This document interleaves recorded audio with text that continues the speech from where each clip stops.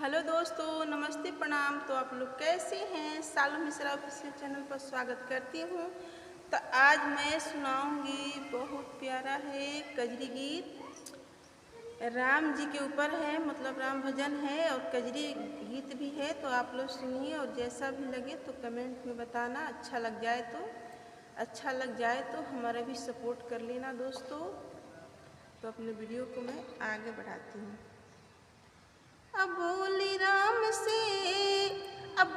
राम से सुपंख मोसकाई के बनवा में जाई के ना। बोली राम से सुपंख मोसकाई के बनवा में जाई के ना।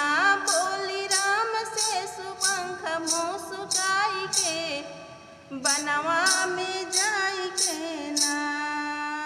आराम कर लो मुझसे शादी, बन में मिलेगी आजादी। राम कर लो मुझसे शादी, बन में मिलेगी आजादी। हमको रख लो ना दुल्हन बनाई के बनवा में आई के ना। हमको रख लो ना दुल्हन बनाई के बनवा में आई के ना।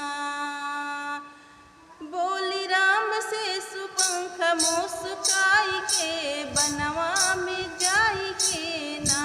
बोली राम से सुपंख मोसकाई के बनवा में जाई के ना। राम लियो नाही सांस भेजे लखन जी के पास। राम लियो नाही सांस, राम लियो नाही सांस भेजे लखन जी के पास। लखन काट दियो नकिया हर साई के बनवा में जाई के ना। लखन काट दियो नकिया हर साई के बनवा में जाई के ना। सुपंख राम जी से बोले मुस्काई के बनवा में जाई के ना। काटना के और कान टूट पूरा अभिमान। काटना के और कान टूट पूरा अभिमान। अगाई लंका में नकिया कटाई के बनवा में जाई के ना। गाई लंका में नकिया कटाई के बनवा में जाई के ना। अब बोली राम से सुपंख मुस्काई के बनवा में